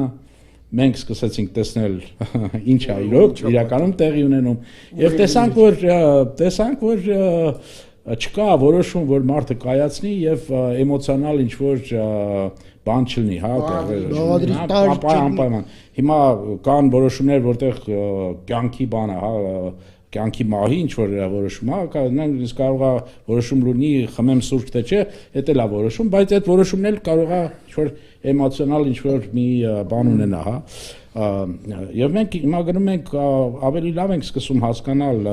ինչ է տեղի ունենում, ոնց է մարդ ընտրում, որովհետև շատ է տարածված այդ NLP-ն, հա, որ նեյրոլինգվիստիկ բանը, իրանք իհարկե լինգվիստիկ ավելի լավ էին պատկերացնում ինձ թվում, բայց նեյրոն իրանք չէին տեսնում։ Հիմա ավելի լավ են տեսնում նեյրոն, ավելի լավ են տեսնում ինչ կամ արագ է մարդու մոտ ինչ որ բաներ ձևավորվում, հա։ Խոսքերնակ թշնամանքը մերոնցից է թե թշնամի է, այն ինչ որ անգլերեն տեսնում, ասեն դեմ, հա, ոնց է դա ձևավորում, շատ արագ, իր մոտ ձևավորվեց դա։ Եվ իհարկե պարզ է որ քաղաքական տեխնոլոգիաները նաև փորձում են այդ ամենը հասկանան ոնց կարելի է ազդել մարդու վրա, որ եթե պետք է այդ թշնամանքը օգտագործել կամ վախերի վրա խաղալ, այդ վախերի վրա խաղալը շատ տարածված բան է, մանիպուլյացիա, հա, դու ավելի ես խորացնում ես բանը, որովհետև դա երևի բնազդային ինչ որ բաների վրա է, հա, հիմնված, որ կորուստ կարող է լինի, պատերազմ կարող է լինի, կամ չէ, վախի կառավարում։ Այսինքն իրացիոնալ է, ավելի մեծ չափով իրացիոնալ։ Եվ ստացվում է, որ քաղաքական դաշտում այդ սպառողական մոտեցումները եւ այլն ավելի են հիմա տարածված, քան թե նույնիսկ նախկինում, որովհետեւ նախկինում գրեթե չէ Բլեյերը մի հատ գիրք ասաց, որ բանը գաղափարախոսությունը այլևս չկա, մահացել է գաղափարախոսությունը։ Այսինքն ես որպես քաղաքական գործիչ ոնց որ ես լեյբորիստ եմ, բայց եթե պետք եղավ, ես կարողա այն դաշտից էլ բանանը ներկայացնեմ ինչ որ բաներ, հա։ Դա նշանակություն չունի, այսինքն գաղափարախոսությունը այլևս չկա, գոյություն չունի։ Դա նաև նշանակում է, որ իրանք ոնց որ իրանց պատկերացմամբ արժեքի դաշտը նաև ինչ որ ձևով անտեսվում է, որովհետև գաղափարախոսությունը նաև նշանակում է, որ դու ինչ որ արժեքներ ես, չէ՞ կրում, ինչ որ այդ արժեք եւ նախկինում քաղաքական գործիչները միշտ փորձում էին այդ արժեքների վրա արժեքների դաշտ բերեին, մարդուն համոզում էին արժեքների դաշտում աշխատելով։ Ես մի հատ օրինակ պատմեմ, ինձ համար միշտ բան էր, առաջին ընտրությունները Միացյալ Նահանգների 95 թվի Կլինտոնն եւ Բուշ հայրը, բարձա գտան կոմպրոմատ Կլինտոնի վրա, որ ինքը երբ որ Օքսֆորդում ուսանող էր փոխանակման այդ ծրագրով, մարիխուանա է ծխել, նկարը կա, վկան կա, ասում են, որ էս եղել է։ Ամբողջ մամուլը դեպի 92 թիվը, ամբողջ մամուլը դրա մասին է խոսում, մամուլի ասուլիսն է Կլինտոնի, ասում են, բա ոնց եք ուզում նախագահ դառնալ, դուք մարիխուանա եք ծխել, ոնց որ այդ ծերունդը միայն մարիխուանա էր ծխում, հա, 60-ականներին, բայց այդ մյուս կողմ։ Ասում է, ինչ էր ասում Կլինտոնը այն ժամանակ, դուք կարող եք չհիշեք, ուշեմ, ասում էր, չէ, ես չէի ներշնչում։ Այսինքն ծխում է, բայց ներշ չի քաշում, փստացնում է, հա։ Ու տենց ինչ որ բան եղավ, դե հա, պարզ է ինքը իրավաբան լինելով, հետո ինքը սեքսի վերաբերյալ էր ձև էր, հա, սեքսա, ասում էր, սամանեք սեքսա թե սեքս չի եւ այլն։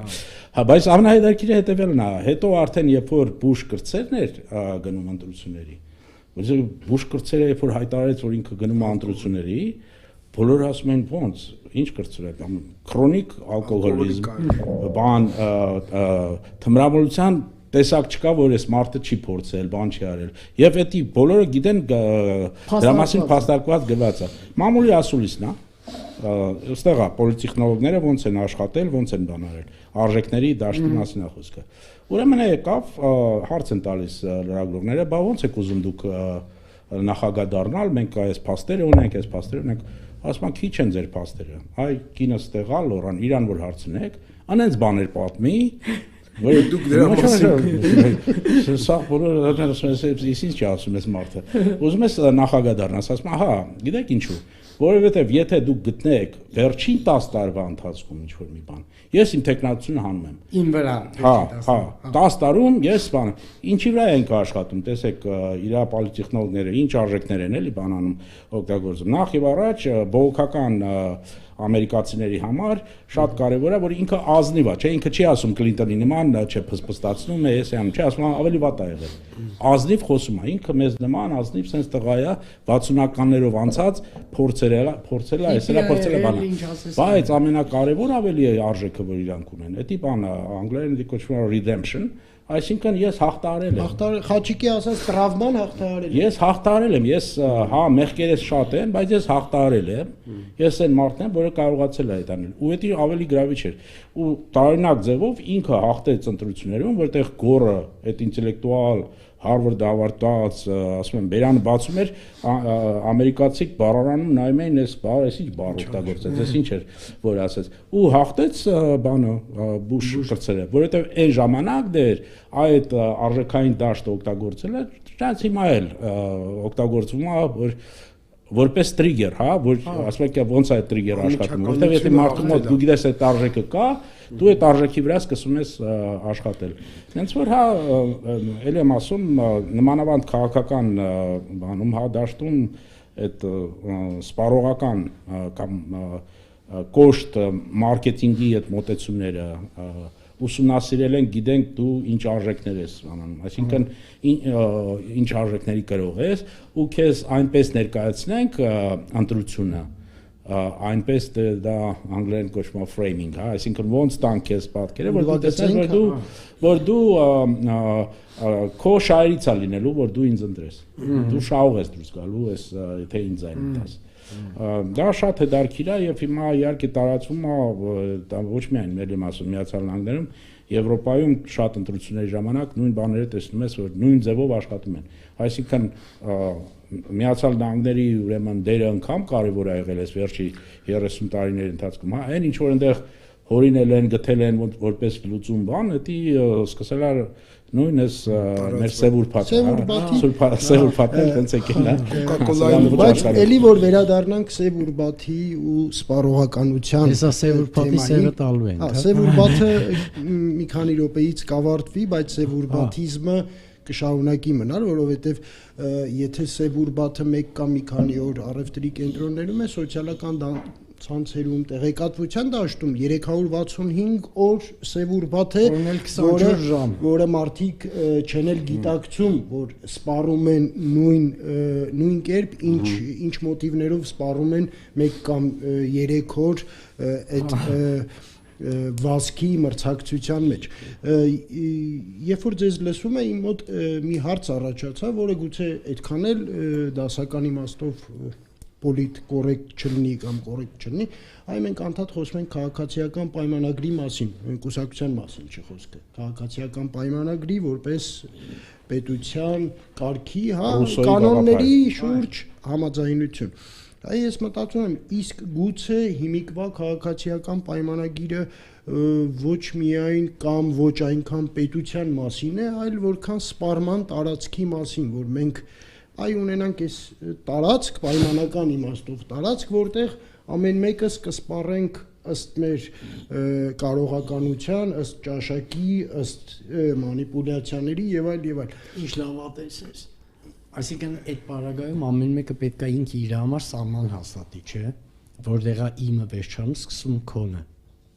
Չէ, պարտադիր չի որ սահման հաստատի, որովհետև նույն այս սպառողականության տենդի մեջ մարդիկ նաև իրենց պատկանելությունն են, չէ՞, իդենտիֆիկացնում են իրենց այս կամ այն խմբի հետ, եւ սահմանը անհատական չի, գուցե սխալվում եմ, սահմանը խմբային է, որը կարող է նաև քաղաքական բաներին վերաբերվել խմբերին, որովհետև Արտուրը քիչ առաջ որ ասեց թշնամու յուրայինի այդ ռեֆլեքսիայի մասին, չէ, որը իրացիոնալ էր ամբողջությամբ, ես եթե ճիշտ հասկացա այդ դիտարկման իմաստը, ավելին կարող է այն մարդը, ում որ դու հակված ես քեզ թշնամի համարել, քո շահերից բխող բան ասի, բայց միայն այն պատճառով, որ քո այնտեղ ուրեմն կնոպկեն միացրել է այդ լույսը անջատվել է, որ ինքը քո թշնամի է, դու այլևս չես լսում, ռացիոնալ չես ընկալում իր ասածը, ինքը արդեն թշնամի է, եւ ինքը վատն է, ինչ շատ է, ինքը արդեն եւ հարցս եթե ձևակերպեմ, գուցե շատ պրովոկացիոն հնչի, իսկ գուցե մենք նաև սպառում ենք պետությունը, պետականությունը չհասկանալով, չգիտակցելով, պետությունը հիմա մեզ մոտ սպառման սուբյեկտ է, թե սպառման օբյեկտ։ Ես չգիտեմ, գուցե էլի եմ ասում կոռեկտ չի, այսպիսի հարցադրում հնչեցնելը, բայց քննարկենք, արձանագրենք, որ սխալ է կամ կոռեկտ չի, բայց կամ Աստված մի արածե ճշմարտության հատիկ կա, չգիտեմ։ Հարցը գոյության իրավունք ունի։ Դե Միքայել հետ այդ որտեղ բանակցություններում շատ հաճախ է դա լինում, հա, ով դրեց տարբերակը սեղանին, հա։ Ես հիշում եմ երկրորդ Կեմփ Դեվիդի ժամանակ, երբ որ Արաֆատներ եւ բարակներ բանի վարչապետը իսրայելցիք պատրաստվել էին, բերեցին քարտեզների վրա ամեն ինչ գծել էին, ասին, էսա տարբերակը 97%-ը, ինչ որ դուք պահանջում եք, այդ 90%-ը այս քարտեզների վրա գծել ենք, 7% էլ կստանանք, երբ որ փոխանակում կանենք, տարածքներ կա, որտեղ արաբներ են ապրում եւ այլն։ Այդ փոխանակումները անեն 7% էլ կստանանք, 104%։ Այսինքն քո պահանջածից առաջարկում է 104%-ը։ Արաֆատը ասեց ոչ։ Ոնց է ոչ։ Քո ասացի 104%-ն է, ոնց ոչ, ասма չէ ոչ։ Դե առաջի բանը իհարկե բոլոր մասնագետները, բան CNN-ով, անով էս մարդը լրիվ կորցրել արդեն չի հասկանում ինչ ասում եւ այլն, բայց մենք երբ որ սկսեցինք խորանալ իրանց հետ, երբ որ սկսեցինք զրուցել, ասում ենք, բայց ինչու ոչ, ինչ կա այդտեղ։ Ասում եմ, այդ երբանից է իսրայելցիք մեր շահերի մասին, այդ կամ մտածում են կամ եկել է առաջարկում, հա, գցեք այդ հայկական։ Իհարկե, ուրեմն ինչ որ մի տեղ, մի այլ տեղ, մենք ինչ որ մի բան պետք է սպասենք, դրա համար ոչ։ Այդ ձեր ասածը շատ ճիշտ է, դա լինում է մարդիկ եթե չեն վստահում, այդ վստահությունը եթե չկա, ինչ էլ անի մյուս կողմը, դու սպասում ես, որ այստեղ ինչ որ այլ բաներ կա, որ ես կարող եմ հիմա դեռ չեմ տեսնում, բայց որտեղ են իրանք ինձ խափելու կամ կոպիտ ասած գցելու կամ ինչ որ այդպես մի բան լինել։ Իսկ ինչ որ արաբական պետականությանը տեսեք, դա երկար արդեն Եվրոպայում գաղափարը new sovereignty է ասած, որովհետև ինչ Իրանից ներկայացում Եվրոմիությունը։ Եվրոմիությունը նույն փորձն է Նապոլեոնը փորձեց ինչ որ ժամանակ, հետո Մետերնիքը եկավ ասեց լավ Նապոլեոնի արածը սխալ էր, մենք էս ձև ենք պատկերացնում Եվրոպան։ Հետո եկավ Եվրոպայի Միացյալ Նահանգների գաղափար։ Այո, հետո դե մենք կարանք շարունակենք Հիտլերը հիշենք Իրանն էլ հիշենք։ Չէ, Մեծ Բրիտանիան Brexit-ը։ Հա, չէ, բայց հետո եկան ոնց որ ստեղծվեց եւ արժեքների վրա հիմնված ինչ որ միավորում է, միացություն է։ Եվ իրանք տեսան, որ եթե դու ուզում ես Եվրոմիության անդամ լինես, դու պետք է ընդունես այդ բոլոր արժեքները։ Այդ արժեքները ընդունես։ Եվ այդ արժեքները դե կոչենք լիբերալ կամ նեոլիբերալ, ոնց ուզում եք կոչենք, նշանակում է, որ եթե դու ունես քո ինչ որ ազգային ինչ որ հատկություններ կամ ինչ որ բաներով չի տեղավորվում, հա, այդ արժեքները հակադրված են կամ դու պետք է մի կողմ դնես քո տարաձայնությունները, ընդունես նեոլիբերալ օրակարգը։ Ու մենք տեսնում ենք հիմա այն ինչ որ Վրաստանում է տեղի ունենում, հա, դրան հակադրվելն է, այսինքն իրանք ասում են մենք չենք կարող այդ ընդունել, չենք կարող ընդունել, որ մենք ուղղակի տարածք ենք, մենք ուզում ենք հավատալ, որ մենք քաղաքական ազգ ենք, քաղաքական ազգը, որ բնակչություն չենք, ազգ ենք, հա, քաղաքական ազգ ենք, այստեղ մենք ունենք մեր արժեքները եւ պետք չի մեզ Բրյուսելից ասել, որ սա է միայն ճիշտը ձեր շարժ։ Եթե մեծամասնությունը բնակչության քվեարկել է, էսա, ուրեմն էսա։ Ու ինձ թվում է, որ եվրոպացիները հիմա մտել են ինչ-որ սենց ճգնաժամային պակա, էդի նույնիսկ Ռուսաստանի հետ կապված չի բանի հետ, որտեղ իրանք տեսնում են ոչ միայն, երբ որ միայն Օրբանն էր, ասում են դե Օրբանը բանա ռուսամետ է, էսա այնա պիտակը կպցրին ոնց որ բան եղավ, բայց հետո պարզվեց որ լեհերն էլ ինչ որ խնդիրներ ունեն, ավստրիացիներն էլ բոլորը ինչ որ sense խնդիրներ ունեն, հա, որովհետև շատ դժվար է պահել այդ գաղափարը, որ այդ նոր սուվերենիտետը այսպես կոչված, որտեղ դու պետք է հրաժարվես ինչ որ քո ինքնությունից, հա, ինչ որ չափով պետք է հրաժարվես, ընդունես այդ ընդհանուր ինքնությունը։ Ու ստեղ իհարկե շատ կարևոր հարց է, չեմ ուզում ասել, որ վրացական իհարկե հասարակությունը կիսված է, 60-40-յա, 40-60-յա էդի կապ չունի, բայց այդ շատ է դարքիր զարգացում է, մեզ համար էլ է դարքիր, որ հենց այդ ձև զարգացավ, հա, ինչ որ եկավ։ Ասում են Կրեմլի բանը, որ թերթը բացում եմ արևմտյան կամ մամուլը։ Բոլորը ասում են սա Կրեմլի արած, նա Կրեմլի արածն է, բայց ես ներսում խոսում եմ, զրուցում եմ մարդկանց հետ, ես հասկանում եմ, որ կարող է Կրեմլի շահերից է, որ այդ տեղի ունենում, բայց դա չի նշանակում, որ դա Կրեմլը բանը կազմակերպել եւ այլն։ Մարդիկ կան, որոնք որ ռուսատյաց են ոչ էթնիկ իմաստով, ռուսաստանատյաց են։ Հա, բայց հիմա այդ արժեքների ու հիմա այդ ձեր ասած գաղափարների սպառողական այդ բանը, հա, մոտեցումը, տեսեք, մենք սպառում ենք այդ գաղափարները, այդ միֆերը, հա, որ պատկերացում կար, որ Եվրոպան էս է, բայց հետո գալիս է մարդը սկսում է առնչվել, տեսնում է, որ չէ, այնքան էլ չի։ Չէ, ախր իմ արժեքները մի քիչ չեն տեղավորվում։ Ես հիմա կամ պետք է հրաժարվեմ եւ ընդունեմ, կամ պետք է հակադրվեմ, ոնց որ ուրիշ տարբերակ չկա, իրանք չեն թողնում քեզ այն ինչ որ անգլերեն կոչվում է recourse, չէ, եկեք մի հատ էլ քննարկենք ձեզ հետ, տեսնենք ինչ է, կամ պետք է ընդունես, ուլտիմատում է։ հա, կամ պետք է ընդունես սենցա կամ արտադրված է, էլի միջով։ Այո, այո։ Իսկ այդ հարցը ինձ թվում է, որ շատ հզոր ձևով էր դրված, նախկին այս խորհրդային տարածքը լրիվ ուրիշ պատկերացում ուներ, թե Եվրոպան, ինչ են իրանք Եվրոպա ուզում, Եվրոպան ինչ է, հա, որ Եվրոպայում ուզում ենք եվրոպացիների նման լավ ապրենք, բայց հարց, ուզում եք եվրոպացիների նման աշխատեք։ Եվրոպացիների չափ հարկ վճարեք։ Հա, չէ, ուզում ենք եվրոպացիների նման ուրեմն ապրենք։ Եվ թվում էր, որ իրանք բոլորը շատ լավ են ապրում։ Ես մի հատ գերմանացի ընկեր ունեմ, դա ուրեմն եկել էր Վրաստան եւ Վրաստանում դա քաղաքական գործիչ էր։ Բողոքում էր, ասում էր, դες կամ տարիա քաղաքական գործիչ եմ, ես բնակարանն ա ուրիշ բան չունեմ, բնակարանն էլ 100 քառակուսի մետր է, որ պատկերացնեք։ Ես գերմանացին ասում եմ, բայց ես արդեն ըստ տարի աշխատում եմ, իմ բնակարանը սրա կեսը չկա։ Բողոքում ես ասում ես, որ կնվատ է, մի հատ լուրջ պատկերացրեք, էլի ոնց են այդ մարդիկ ապրում ու եւ անեն չի որ բոլորը տենց ինչ որ շքեղ կյանք է եւ այլն եւ այլն։ Դա էլ է միֆ, դա միֆ է եւ այդ միֆը ոնց է ինքը ձևավորվելու, ոնց է փոխվելու, երբ ենք մենք ընդհատելու սպառել այդպիսի միֆեր, հա, դա շատ է դարքի հարց է ինձ համար, ոնց է դա տեղի ունենալու, ոնց են մարդիկ ի վերջո երևի փորձից է գալու, քանի որ ինչքան շատ են գնում տեսնում այնտեղ,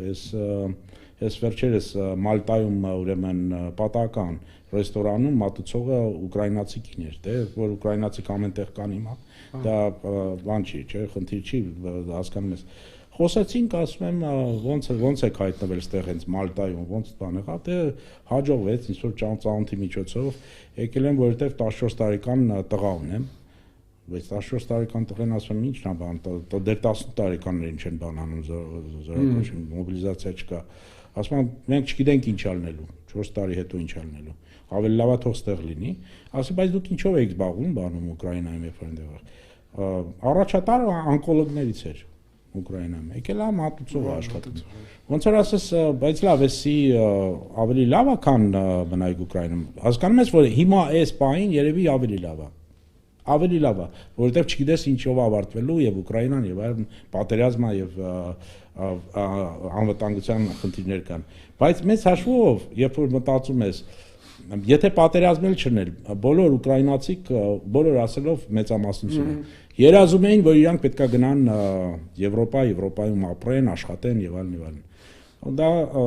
երևի խնդիրներից մեկն է, էլի ես չգիտեմ ոնց բացատրեմ, բայց շատ հաջող ձևով Եվրոպան կարողացավ վաճառել նարկին խորհրդային տարածքի բնակչությանը, այդ ձեր ասած սև ուրփաթը, հա, բանանել, որ շատ լավ է, բոլորը պետք է երազեք։ Ինձ թվում է, որ հիմա եթե Հայաստանում ասեն, որ այ եվրոպացիք պատրաստ են ձեզ առանց բանի վիզայի մուտքը բանանել, բայց դրա դիմաց պետք է ISS հարցերում պետք է քվեարկեք կողմ։ Ու ես համոզված չեմ, որ մեծամասնությունը չի ասի, որ այո, ինչա պետք, ինչը քվեարկենք, ասեք ինչ էլ ասեք քվեարկենք։ Մենակ տվեք առանց վիզայի մուտքը։ Որովհետև էլի այդ հատվածականությանն ենք վերադառնում երևի։ Այդ ամբողջ համախմբից տեղեկատվական ինքը այդ քվեարկողը դուրս է բերում միայն վիզայի ազատականացումը։ Այն ինչ որ ըստ մեր զրույցի առաջին մասին մարդու ուզում է լսի, որովհետև դա է այն սուտը, որը իրան հաճելի էր եւ ապագայի համար էլ է հաճելի։ Դե նույնը արեց Ամերիկան, չէ՞, այդ ամերիկյան երազանքի մասին միֆը, որ դու, չգիտեմ, այն գեղարվեստական շատ հայտնի ֆիլմերից էլ սկսած, որ, չգիտեմ, Եվրոպայից ինչ որ մեկը խեղճ ու կրակ բան անգել Ամերիկա, Փախստական եւ այլն սկսել է թերթ վաճառել եւ այլն, հետո դարձել է միլիարդատեր։ Այդպիսի օրինակ կա։ Բայց դա չի նշանակում, որ հեսա միֆերի մեծ մասը երկրներից 150 միլիոն հոգու սպասման նույն պայծառագույն ճակատագիրը կամ երբ որ ասում են եվրոպական արժեքներ եւ այլն, այդ մյուս միֆը, ես չեմ ասում Եվրոպայում արժեքներ չկան, բայց երբ որ ասում ես եվրոպական արժեքներ, ինքը դարձել է շուտ ասելուկի նման բան։ Ես նույնիսկ բախվել եմ, գիտեք ինչի հետ, եվրոպական արժեքների քարոզչությամբ զբաղվող հասարակական հանրային դեմք, ասում եմ, թող դու գրիշ տամ 5 հատ եվրոպական արժեք կգրես, որոնց քարոզիչն ու ջատագովն ես դու։ Այդ իմաստով նայմա դեմքիս, ասում եմ 5 հատ արժեք գրի, որոնց ուրեմն այդ արժե համակարգի համար արժի, որ ես հրաժարվեմ ինչ որ իմ արժեքներից ինչ որ բայից, որպեսզի այդ ընտանիքի համար ընդունելի լինեմ ես։ Այդ իմաստով, եթե մենք ուզում ենք երևույթը ամբողջությամբ վերհանենք, ոչ թե քաղաքական դիսկուրս մշակենք, դրանք ոչ թե եվրոպական, այլ համամարտկային արժեքներ են։ Այն արժեքները, որոնց հղում տալով մենք այդ բանավեճերի մեջ մտնում ենք։ Համաձայն գարիժա, բայց այստեղ մի հատ նյուանս կա։ Տեխնոլոգիական իմաստով դրանք պիտակավորվում են որպես եվրոպական եւ արդեն լուծում է ոչ թե արժեքային, այլ զուտ քաղաքական խնդիրներ։ Ապրես ունենում ենք մի հատ ուրիշ հակառակել։ Երբ որ խոսում ես եվրոպական արժեքներից, ով որ ընդդիմանում է այդ եվրոպական արժեքներին, որպես կանոն ընդդիմանում այն ձև բաների վրա, որոնք որ Եվրոպայում են մերժվում։ Այսինքն նենք չի որ ամեն ինչ վարդագույն է կամ ամեն ինչ սև է եւ այլն, այսինքն քո անձնական ռեակցիայի խնդիրն էլ կա, բայց քանի որ մենք ուրեմն շատ սահուն ու երկար գնում ենք, փորձենք ամփոփել անամփոփելին, փորձենք այս հաղորդումից անենք մի քանի մտքեր, որ թեկուզ կրկնվելով հանդերձ ինչ բանաձևեր կարող ենք հանել այս ամեն ինչից եւ ինչի մասին արժի, որ մեր հաղորդման հետևողները մտածեն, ոչ անպայման թեկուզ լուծումներ գտնելու իմաստով, ես շատ շնորհակալ եմ, որ մենք վերջնական ռեցեպտներ չենք առաջարկում, ասում ենք Ժորժ ջան, այստեղ կան լուրջ խնդիրներ, որոնց մի երկու հատ ուրեմն վերնաշապիկ ու կոշիկ առնելու մակարդակի հարցեր չեն, էլի, այն գինը, որ դու վճարում ես, ինֆորմացիոն սև ուրփաթում քո երեխաների ճակատագրի վրա կարող է ազդել։ Փորձենք կարճ ամփոփել ես։ Ես շատ արագ ամփոփեմ, մարդը իր տեսակով այդ մրցավազքի մեջ է, որ ռեսուրսներ ստեղծի, բայց նույն չափ կարևոր է իր համար այդ ռեսուրսները ինչ որ ձևով նաև սպառի։ Եվ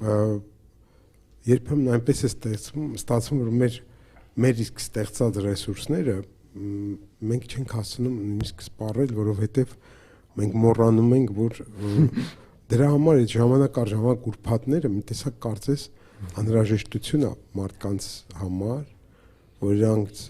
թվա, որ իրանց համար են ապրում։ Իրականում մենք ավելի հաճախ ապրում ենք հանուն մյուսների կարծիքի, քան թե մենք ինչ ենք ուզում, կամ մենք կարող ենք նույնիսկ հագնվել այդպես, որովհետև դա այդպես է ընդունված, ոչ թե որ մեզ ավելի հաճելի է։ Այդ մրցավազքի պայմաններում ես կուզեի մեր ունկնդիրները, հետևորդները ուշադիր լինեն, որ նաև հասցնեն ապրել, վայելել, որովհետև ժամանակը ժամանակավոր է բոլորիս եւ գիտեք հնարավորությունները ունեն ժամկետ։ Մենք երբ որ հնարավորություն ենք ստանում, պետք է ռեալիզացնել։ Ինքը պետք է այդ որոշակի ժամկետում օգտվել, եթե ոչ, ինքը կարող է դառնալ սարսափելի եւ խայտառակ մի ծաղրանք մեր համար։ Ինչքան շատ բաց թողած հնարավորություններ կան, որոնց համար մենք ափսոսում ենք, զղջում ենք, եւ որպեսզի դա այդպես չլինի, ես կուզենայի յուրաքանչյուրդ ուշադիր նայեք եւ փորձեք ժամկետած հնարավորությունների համար չտխրել, այլ շոշափել, զգալ ներկայում ձեր հնարավորությունների չափը եւ ոչ թե սպառել, այլ սպառել վայելելու նպատակով։ Ես Խաչիկի ասածից կսկսեմ, Աբայբանը արտաքին գործոց նախարար նախկինում Իսրայելի պաղեստինցիների մասին ասում էր, նրանք երբեք չեն բաց թողում հնարավորությունը չօգտվել հնարավորությունից, բաց թողնել հնարավորությունը։ Ես ուզում եմ, որ մենք Հայաստանում զարգացնենք այնպիսի միտք, որ այդ միտքը բերի բավարար հանրային կոնսենսուսի, թե մենք ուր ենք գնում ի վերջո։ Որովհետև եթե մենք գնում ենք դեպի ազգային պետություն, մենք պետք է հասկանանք, որ այդ Մադինի ասած առանց այդ բալանսի, որտեղ ունես նյութականը, բայց նաև ունես հանրայինը, այդ բալանսը պետք է ստեղծվի, պահպանվի, որովհետև այլապես մենք կարանք շատ արագ վերածվենք տարածքի, ուղղակի տարածքի, որտեղ մի խումբ ամեն օր սպասում է երբ է գալու ուրբաթը, սև ուրբաթը։ Ես ուզում եմ նախ շնորհակալություն հայտնել Արտուրին, Խաչիկին, որպես մասնակից շատ հետաքրքիր էր քննարկումը, հուսամ նաև մեզ դիտողների համար էր հետաքրքիր, շատ դժվար է ամփոփել, որովհետև շատ մտքեր, թեզեր, գաղափարներ հնչեցին, որոնք առանձին երևի մի հաղորդման թեմաներ են։ Ես որպեսզի մի փոքր լակոնիկ լինի, ուզում եմ ավարտել Կանտից մի հիշատակման, մենք այդ մասին խոսեցինք, փիլիսոփաները սպառողականությունը, ընդհանրապես օգտակարությունը նույնացնում են գեղեցկության հետ դեռևս անտիկ ժամանակներում եւ իրենց արտահայտություններում գեղեցկություն, հասկացությունը եւ Կանտը մի այսպիսի միտք ունի, որ ասում է գեղեցկությունը դա նպատակահարմարության զգացումն է, երբ չգիտենք նպատակը որն է։ Ես կուզենամ, որպես ամփոփում մենք հասկանանք, գտնենք, ճանաչենք նպատակը, որի համար սպառում ենք, կամ որի համար արժե սպառել եւ արտադրել այն, ինչը արժե եւ պետք է սպառել։ Ես էլ շնորհակալություն հայտնեմ մեր այսօրվա հյուրերին շատ բովանդակալից զրույցի ու քննարկման համար։ Իրոք ինձ համար ես ագին բան սովորեցի, հենց այսօր այս հաղորդման ընթացքում շատ մտքեր, որ ունեի վերանայեցի, շատ մտքեր, որ ունեի ինքս իմ համարի մեջ վերահաստատեցի, տեսեք խնդիրը որն է։ Բեկումային բոլոր ժամանակներում ազգերի, պետությունների, ընդհանրապես մարդկության համար ինֆորմացիոն հոսքերի հետ խաղերը միշտ սրվում են։ Հիշում ենք, չէ՞, բոլորս գոնե իմ սերունդի մարդիկ կհիշեն 90-ականներին, որ խորհրդային կայսրությունը փլվեց, այդ ժամանակ հայտնվեցին Կաշպիրովսկու, Չումակի նման մարդիկ, ովքեր հեռուստացույցի հետևը նստած ասում են, հեսա քո կույրաղիկը բուժելու եմ, այն մեկն է բանկայով ջուրն եմ, եսի ինչ անելու։ Այսօր էլ մենք նմանատիպ երևույթներ ենք տեսնում, երբ որ աստղագուշակների, եսի ինչ գուշակությունները աշխարհի ապագայի մասին գուցեև ավելի շատ են նայվում, քան թե բանական քննարկումները, բայց ես ինձ համար ինչ դուրս կբերեի այս հաղորդումից որպես բանաձևում այն բծախնդրությամբ ինչով որ մենք հաճախ վերաբերվում ենք ապրանքներ ու ծառայություններ սպառելուն գոնե այդ բծախնդրության կեսի չափով մենք վերաբերվենք ինֆորմացիաների, գաղափարների,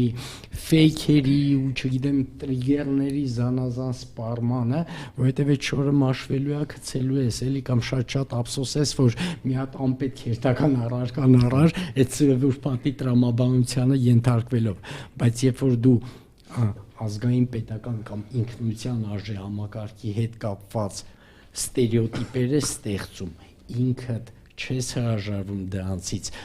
քո ասացի նման ցավդ բուժելու փոխարեն դե ցավի վրա մի հատ նոր ցավ ես ավելացնում, որ իբր թե այն հին ցավը մոռանաս, մի հատ նոր հեքիաթ ես օրինում նոր ցավի մասին, մենք շատ ավելի վատ վիճակի մեջ ենք հայտնվում։ Նորից կրկին շնորհակալություն մեր հաղորդումը դիտողներին, այսքան երկար ժամանակ մեզ տրամադրելու համար այս հաղորդումից բխող շատ հարցեր խոստանում ենք, որ մենք դեռ նորից կանդրադառնանք այդ խնդիրներին եւ ակնկալում ենք, որ մեր հյուրերը դարձյալ